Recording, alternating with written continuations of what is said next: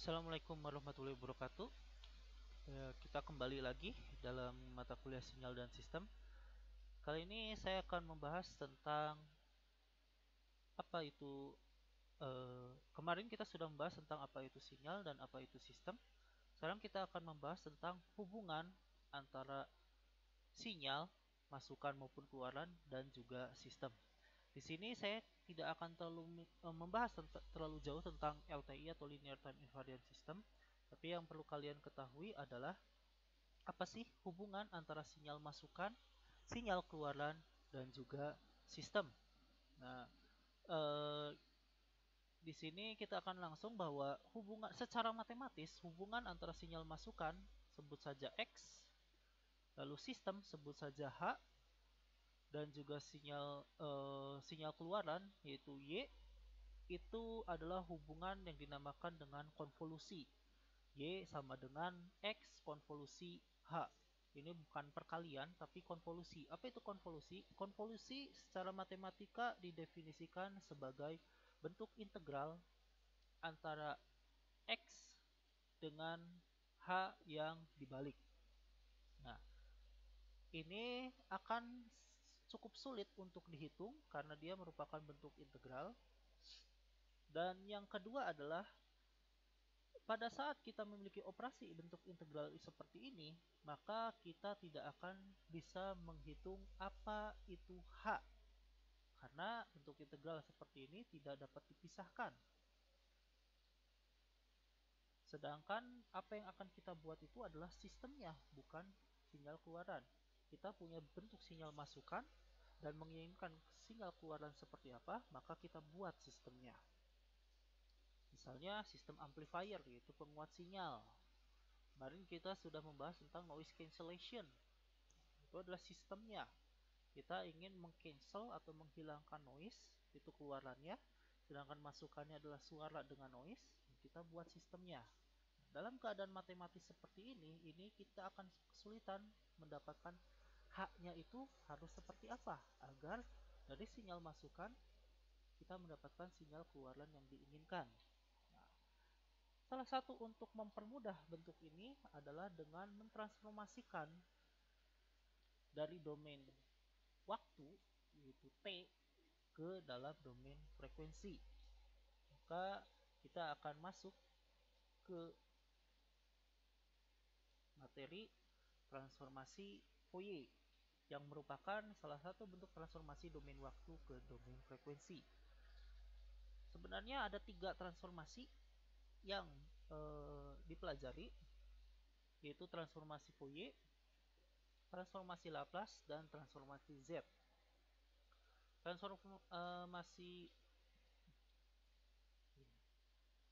Transformasi Laplace maupun Fourier itu digunakan pada sinyal analog, sedangkan transformasi Z digunakan untuk sinyal diskrit. Itu sebenarnya dua hal yang sama, hanya saja beda kegunaan antara yang satu analog, yang satu adalah diskrit.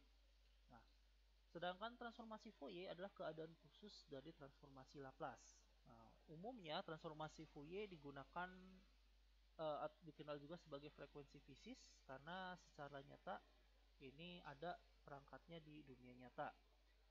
Transformasi Fourier banyak dijumpai pada perangkat-perangkat komunikasi, sedangkan transformasi Laplace biasanya digunakan untuk melakukan analisis pada sistem kendali. Nah, sebelum kita masuk ke apa itu transformasi Fourier, kita akan mencoba dulu sebenarnya apa sih domain frekuensi itu? Kenapa kita harus mentransformasikan dari domain waktu ke domain frekuensi? Nah, jadi sebagai contoh secara nyata, misalnya sebut saja kita menonton pertandingan bola. Sebut saja Manchester City ada yang melawan Tottenham. Nah, selama pertandingan berlangsung yaitu 2 kali 45 menit, ternyata Manchester City menang 1-0 dengan Tottenham. Berarti ada 1 gol, itu adalah domain waktu selama 90 menit. Tapi dalam domain frekuensi, kita umumnya tidak membutuhkan keterangan waktu. Kapan ini terjadi gol, kapan ini terjadi sekian, dan lain sebagainya. Nah, Bisa ditujukan, ini adalah statistik yang menunjukkan suatu domain frekuensi, yaitu berapa kali sih masing-masing tim melakukan tembakan, berapa kali sih masing-masing tim melakukan tembakan yang mengarah ke gawang, berapa kali mereka melakukan operan yang sukses dan lain sebagainya. Di sini dinyatakan hanya dalam angka berapa, tidak menyebutkan bahwa tendangan ini dilakukan pada menit kesekian dan sekian. Tidak dibutuhkan informasi waktu. Nah, inilah yang disebut dengan domain frekuensi. Atau bisa dilihat misalnya pada 28 Oktober 2018 ini ada pertandingan untuk Jepang U19 melawan Indonesia U19. Hasilnya adalah 2-0 selama pertandingan 2 kali 45 menit itu berlangsung. Nah, itu adalah domain waktu. Tapi kita dari domain frekuensi kita bisa mendapatkan statistik. Sama berapa tendangan yang mengarah ke gawang, berapa tendangan yang mengarah keluar gawang dan lain sebagainya. Ini adalah informasi tentang berapa banyak objek yang ingin kita hitung tanpa melihat kapan dia melakukan hal tersebut. Dia tidak peduli, tapi selama pertandingan berlangsung itu berapa kali. Nah, itu adalah domain frekuensi. Jadi setiap domain, entah waktu atau frekuensi, memiliki kegunaannya masing-masing. Seperti itu. Nah, kita akan balik lagi ke dalam domain frekuensi. Kita lihat apa sih aplikasinya pada bidang elektro. Jadi kan contohnya dulu sepak bola. Dan pada bidang elektro ternyata sangat banyak. Khususnya dalam bidang komunikasi. Antena yang ke satelit, TV satelit, TV broadcast, HP, handphone, kalian menelepon, bahkan ini sensor mobil, lalu ini wifi, sekarang udah smartphone, smart home, semua perangkat bisa terhubung menggunakan sensor, sensor bisa dikirimkan secara wireless dan lain sebagainya. Bahkan seperti untuk scan, misalnya scan paru-paru dan CT scan dan lain sebagainya, satelit, bahkan PLN itu menggunakan transformasi analisis transformasi domain waktu, domain frekuensi, yaitu transformasi Fourier. Nah, ini adalah beberapa contohnya juga, misalnya dalam gambar. Nah, kalian yang suka selfie atau foto untuk Instagram, biasanya kalian melakukan filter ya, biar cahayanya lebih bagus, lebih terang dan lain sebagainya. Nah, yang dilakukan oleh filter kalian itu sebenarnya adalah melihat histogram. Histogram itu adalah frekuensi atau seberapa besar intensitas suatu warna. Misalnya kita menggunakan formatnya RGB, red, green, blue. Nah, seperti ini. Nah, dari yang bentuk gambarnya seperti ini, yang sedikit merah, kita bisa memperbagus dengan melakukan rekayasa pada format RGB tersebut. Nah, misalnya menjadi seperti ini, maka warnanya lebih cerah. Kalau kalian yang jago fotografi, biasanya beberapa kamera gitu ya, kamera kamera bukan kamera HP ya biasanya, yang dengan merek tertentu itu memiliki kecenderungan warna tertentu. Nah, biasanya kita harus mengedit terlebih dahulu supaya menghilangkan kecenderungannya tersebut. Ini adalah histogram 3 dimensi. Nah, di sini di pabrik, untuk otomasi di pabrik itu juga sudah banyak yang semuanya diganti dengan robot. Dia bisa bekerja sendiri, melihat sensornya sendiri. Nah, ini banyak sensor ya, dan itu harus kita pisahkan untuk masing-masing sinyal. Lalu contohnya ini juga untuk melihat layar, secara otomatis dia melihat mobil, ada berapa sih mobil yang lewat ke situ, atau mungkin secara otomatis komputer membaca plat nomor kendaraan, itu pun harus menggunakan suatu teknik tertentu, menggunakan domain frekuensi. Nah, oke, kita lanjut. Nah, lalu bagaimana dengan transformasi Fourier sendiri? Nah, sebenarnya kita tidak akan terlalu fokus pada matematisnya. Nah, ini adalah matematisnya, kita tidak akan melihat ke sini.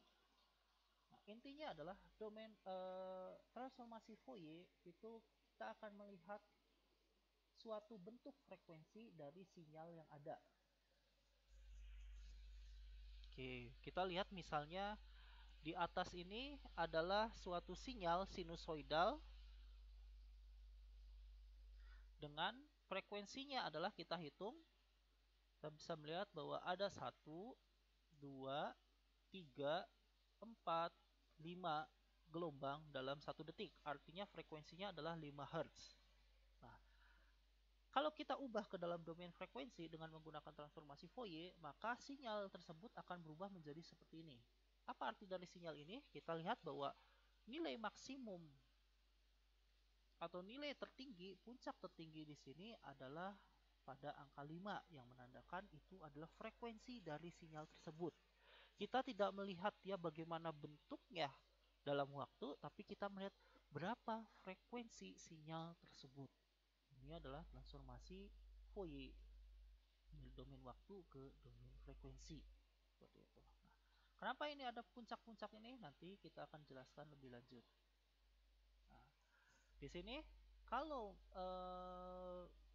misalnya bentuk sinyalnya seperti ini seolah-olah seperti sinyal kotak atau sinyal yang acak, gitu ya. Nah, ternyata secara teori, secara matematika dikatakan bahwa setiap jenis sinyal apapun bentuknya itu sebenarnya bisa dibuat dari penjumlahan banyak sinyal sinusoidal yang berbeda frekuensi. Nah, kita lihat di sini sebenarnya dia mirip sekali dengan sinyal kotak. Ini sinyal yang ini sebenarnya dibuat dari beberapa sinyal sinusoidal dengan frekuensi berbeda. Berapa saja frekuensinya? Nah, kalau kita ubah ke dalam bentuk domain waktu menggunakan transformasi Fourier, maka kita dapatkan bentuk sinyal-sinyal seperti ini. Nah, jadi di sini eh, ini mungkin tidak terlalu presisi ya, tapi ada yang 5, tapi yang paling besar ini kemungkinan adalah 1 Hz. Ada yang 1 Hz, mungkin ini sekitar 3 Hz ya. 1 Hz, 3 Hz, 5 Hz, 7 Hz, dan seterusnya. Jadi ini adalah penjumlahan dari sinyal-sinyal sinusoidal 1 Hz, 3 Hz, 5 Hz, 7 Hz, dengan yang paling dominan adalah 1 Hz. Hingga bentuknya kotak seperti ini. Nah, transformasi Fourier juga bisa digunakan pada spektrum suara manusia. Misalnya seperti ini. Ini adalah sebuah rekaman. Nah, kita bisa simulasikan menggunakan MATLAB. Nanti saya akan memberitahukan caranya. Ini sinyal suatu rekaman suara yang menyebutkan A, I, U, E, O. Nah, jadi ini agak sedikit terpisah. Ini A, I, U, E, O.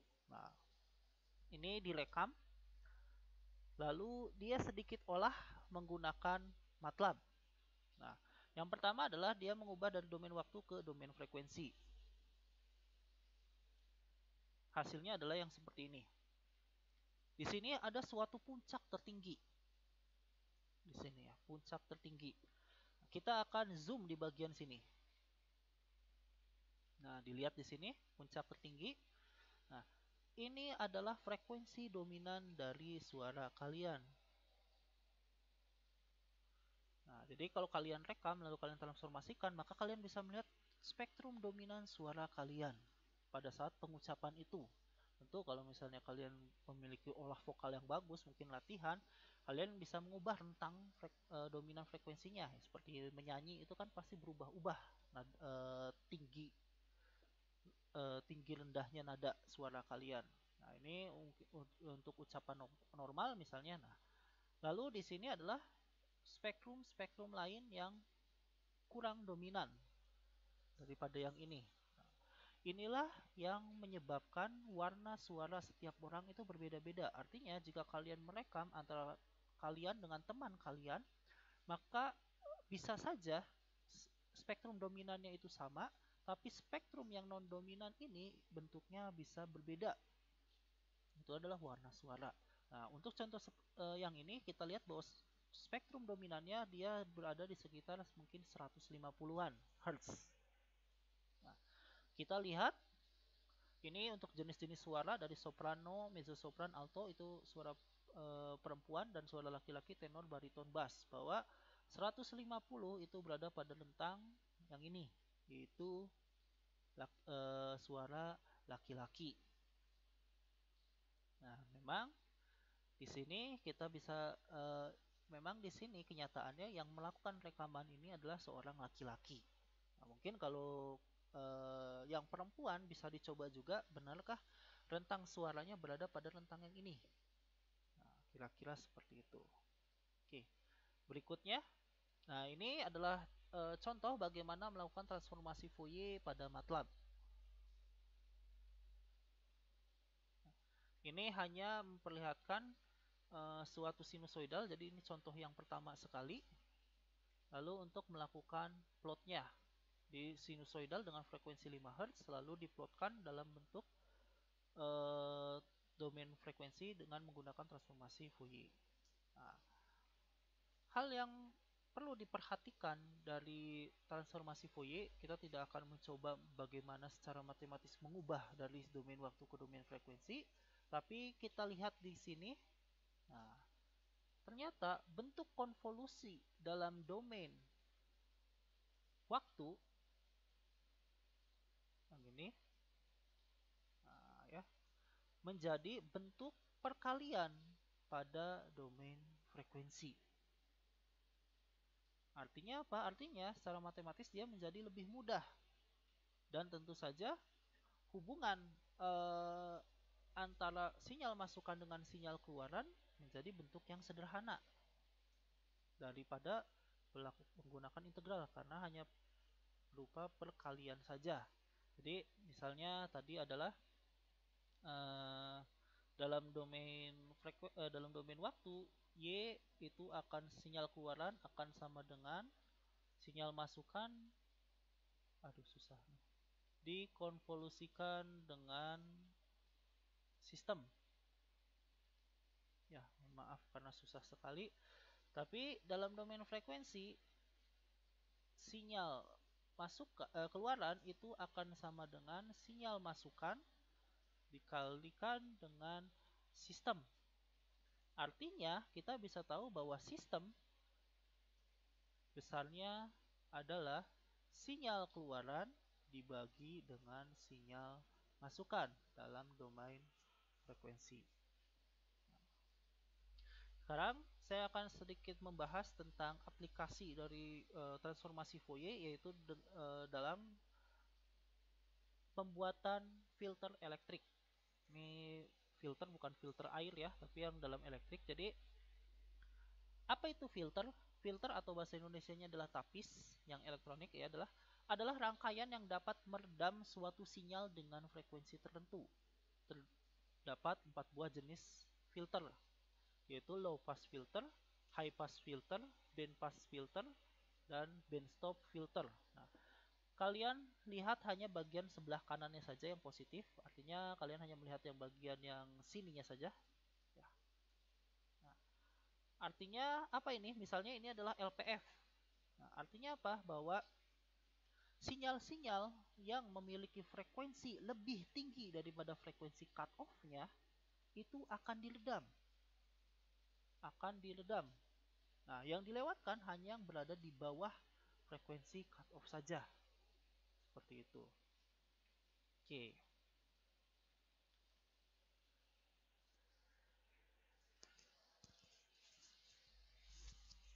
Jadi, anggap aja seperti ini. Kalau misalnya kita punya frekuensi cutoff adalah sebut saja 10 kHz.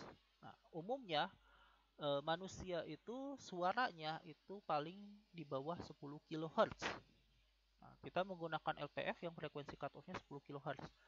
Ternyata pada saat kita melakukan rekaman atau misalnya saat kita berbicara, ada bentuk suara lain, mungkin bukan suara manusia, dari suara robot, mesin, dari komputer, mesin atau lain sebagainya, yang memiliki frekuensinya itu sekitar 15 kHz.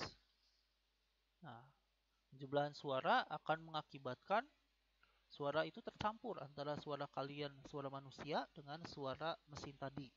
Nah, dengan LPF, misalnya frekuensi cut-off-nya tadi adalah 10 kHz, maka sinyal suara yang tadi 15 kHz dari mesin ataupun apapun itu akan diredam, hilang. Yang terdengar adalah suara manusia saja. Nah, kira-kira seperti itu. Salah satu kegunaannya ini di alat komunikasi. karena pada saat kita mengirimkan sinyal, khususnya suara pada saat telepon, yang namanya noise di alam itu pasti ada. Dan noise itu frekuensinya jauh lebih tinggi dibandingkan dengan suara manusia. Nah, makanya dia digunakan LPF untuk menghilangkan noise. Bandpass filter itu lebih sering digunakan misalnya pada kasusnya radio atau tuning radio. Kita memilih channel radio ataupun televisi pun sama, memilih channel itu menggunakan bandpass filter.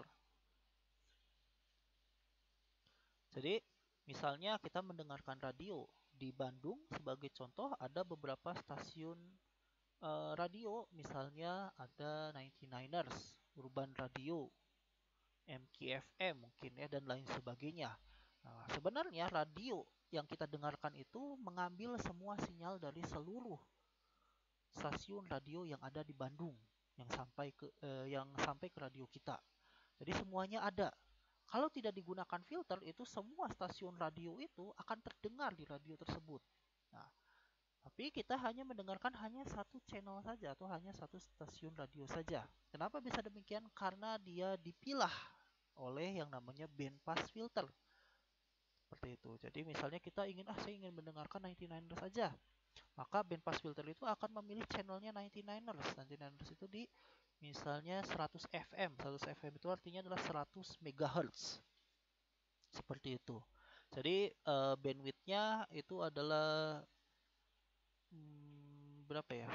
Kalau nggak salah 0,2 ya. Berarti bandwidthnya adalah 400 plus 200 dan minus 200 kHz. Jadi dia akan memilih, kalau misalnya kita milih 100 MHz, artinya itu ada di 99,8 MHz sampai 102 MHz. Nah, itu adalah bandwidthnya milik channel si 99ers. Nah, kira-kira seperti itu. Nah, di sini kita akan coba buat rangkaian sederhana LPF, HPF, dan juga PPF. Rangkaian LPF itu bisa dibuat dari dua komponen saja, satu resistor dan satu kapasitor. Bentuk rangkaiannya adalah seperti ini, resistor dan kapasitor. Ini inputnya, tegangan input, dan ini tegangan outputnya. Nah, ini perhitungan secara matematis. Saya tidak akan terlalu jauh membahas matematisnya. Dan kita akan lihat, nah ini adalah grafiknya dalam domain frekuensi. Nah, di sini ini adalah frekuensi cut off. Di sini adalah frekuensi cut off-nya. Nah, frekuensi cut off omega 0 ini adalah 1 per RC, atau dengan kata lain, nah, F-nya karena omega adalah 2πf, omega sama dengan 2pi kali F, maka frekuensi cut off itu akan sama dengan 1 dibagi 2 pi dikalikan R kalikan C. Nah, artinya misalnya tadi kita ingin memilih frekuensi cut off-nya 10 kHz untuk LPF, maka kalian harus memilih nilai R. Misalnya kita pilih berapa? R dan C sehingga F ini menjadi 10 kHz. Nah, misalnya R-nya adalah 1 kilo ohm. Itu berapa C-nya? Nah, silahkan bisa dipilih seperti itu. Ini adalah rangkaian LPF sederhana. Yang berikutnya adalah rangkaian HPF. Rangkaian HPF mirip dengan LPF, bedanya adalah posisi C dengan R terbalik. Sehingga bentuknya sekarang menjadi seperti ini. Jadi kebalikan dari LPF, low pass filter itu meloloskan frekuensi yang lebih rendah dari frekuensi cut off dan meredam frekuensi yang lebih tinggi dari frekuensi cut off. High pass filter atau HPF ini meredam frekuensi yang lebih rendah dari cut off dan meloloskan frekuensi yang lebih tinggi dari cut off. Ini pun rumusnya sama. Frekuensi cut off-nya yaitu adalah omega C sama dengan 1 per RC. Jadi rumusnya sama, hanya saja posisinya yang berbeda. Nah, bagaimana kalau kita ingin membuat bandpass filter? Sederhana, sederhananya ya tinggal kita gabungkan saja antara yang low pass filter dengan band pass filter. Nah, jadi seperti ini. Yang ini adalah high pass filter dan yang ini adalah low pass filter. Jadi yang ini adalah high pass filter sebelah kiri dan yang ini adalah low pass filter sebelah kanan. Sorry, kebalik ya. Iya benar ya. Ini high pass filter terlebih dahulu, baru ini adalah low pass filter.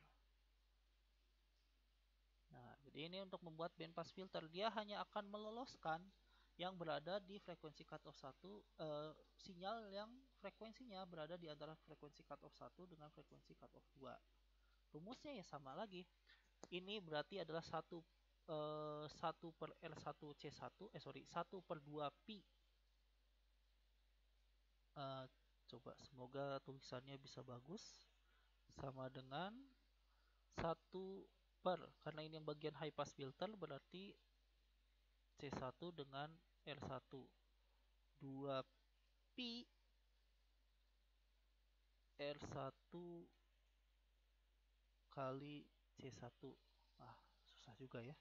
Berarti yang ininya adalah 1 per yang FH ini adalah 1 per 2 Pi R2 kali C2.